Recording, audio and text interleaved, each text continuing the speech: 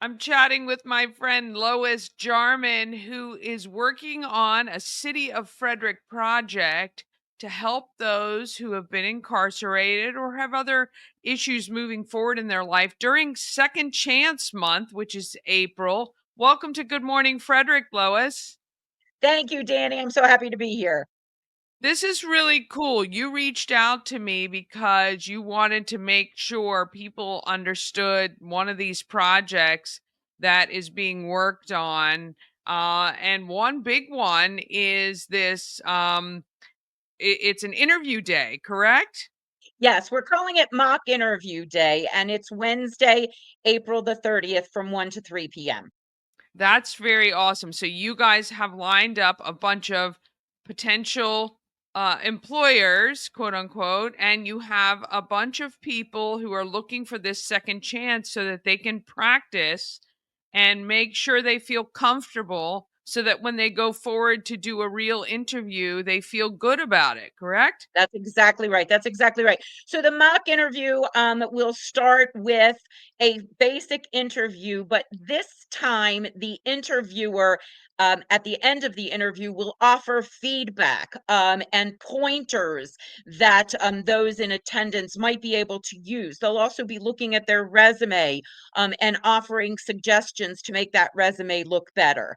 We also have someone from Dress to Impress who is going to be there to talk about attire, appropriate attire for interviews, and we'll be helping with interview etiquette and techniques. Yeah, that's awesome. Now, will Dress to Impress have any clothing that they can have in case they don't already have something, or how can we help that way? To the best of my understanding, they will be there setting up appointments. Okay, great. Yeah. And Dress to Impress does accept donations of business attire. And yes, I know that many offices now have gone to casual attire. But even that, having appropriate clothing to wear to an interview is hugely important. We know Yeah. that first impressions are Oh, are lasting ones. 100%.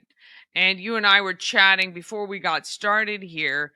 One of the biggest ways to help cut back the chance that someone who is coming out of incarceration for them to not go back in is having a job, being a part of the community, doing what they really do want to do, which is give back to their community and earn a living and all of that.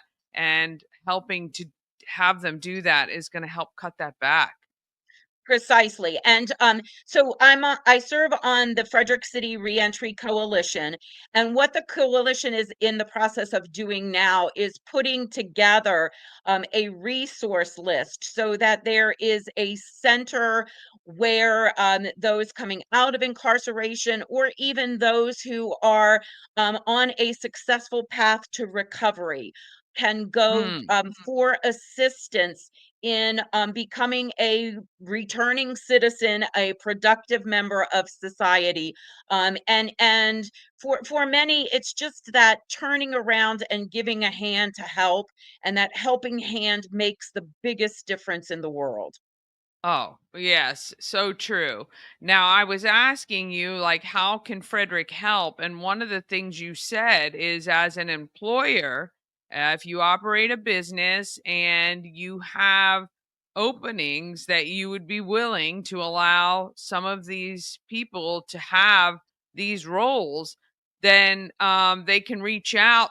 Tell us again where they would need to reach out. So, a potential employer has some jobs that is appropriate for people or just openings in particular and wouldn't mind having somebody looking for a second chance. Right now, the best place would be to contact Erica Rohrball, who is with the City of Frederick. She is our staff representative Okay. for the Reentry Coalition. And yes, we are looking to together a resource list of companies like that in the Frederick area because employment, housing, healthcare, those are resources that those coming out of incarceration, those living in recovery, are in need of to reestablish productive lives. That is just really great. We love that you guys are doing this. Investing your time in the people who really do, want to do better. I think it is great for a community to wrap their arms around these people and understand that a mistake was made. And if we give them a little bit, I feel like in the end, we're going to get a lot out of it, meaning that there's going to be people who appreciate the opportunities, who are going to work hard, who want to stay out of trouble and want to do the right thing. And, I think it's a great thing for the community to be able to support, these people. Yeah, we all deserve a second chance. Oh, heck And yeah. one of the things that I have learned in my work in this field is 90% of those who are incarcerated are there for some form of addiction. And so the path to recovery from addiction is really closely tied to incarceration.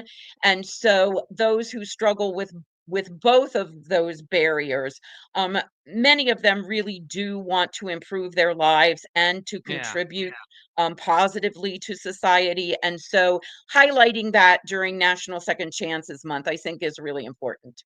Well, it is absolutely wonderful. We're so happy that you have brought this to I didn't even know this existed, so thank you for educating me and the rest of our viewers about this that's happening. And we would love to see some of our local businesses step up and reach out to the city of Frederick and say, "Hey, I am absolutely willing to interview and have jobs available for anyone really in particular." So that would be phenomenal.